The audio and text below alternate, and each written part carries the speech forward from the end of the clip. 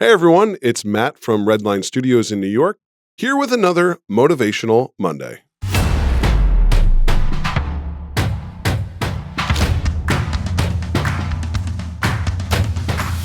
Motivation Mondays are all about giving advice in a positive perspective for people working in the film and television industry or individuals wanting to break into the field.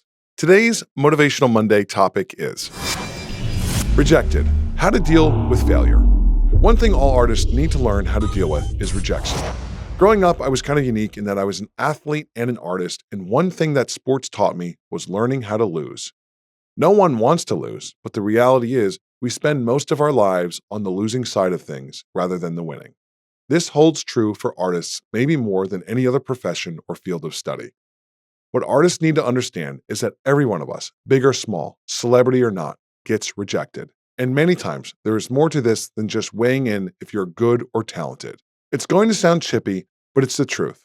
Politics often outweigh true evaluation of ability. You also have to keep things in perspective and who is gatekeeping this industry.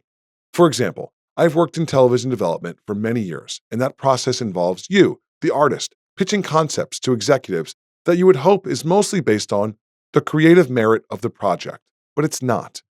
Just because you have a good idea many times does not mean you will find success or sell it or get it funded or even looked at. The reality is most television executives have business backgrounds, not creative ones. Many executives who are giving creative notes on shows that have funding already have never even held a camera themselves. They've never directed an actor, they've never written a script, they've never been on set as an active crew participant. Many readers at companies are often interns, and so your script is not being read by anyone of significance, but some kid with little to no experience. I'll give you a perfect example. A friend of mine, when he was just starting out, I don't even think he was 20 years old, he used to be a reader for a mid-sized production company here in the city. They were also a publishing company. He told me a story about how he once read this script for a series that was all about wizards and it was in the genre of fantasy, and that he immediately disliked it because it just wasn't his cup of tea. He doesn't like that genre, he doesn't like that category of filmmaking, and so guess what? That series was Harry Potter, and to this day, his boss has no idea that he essentially rejected that series on her behalf. I will also tell you, I have personally witnessed a person who is an unknown get rejected just because they were an unknown, even though they had a great idea. And then, on the flip side, I've seen celebrities pitch the dumbest ideas imaginable, and just because they're someone of note, they get further down the road and even worse, funding. Meaning, if I pitch an idea of a reality show about watching paint dry on a wall, I'm going to get the door slammed in my face.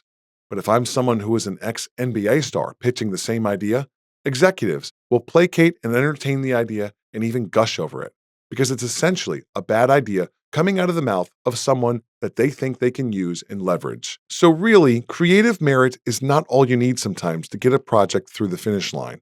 And there's a lot going on behind the scenes where rejection is just part of that process.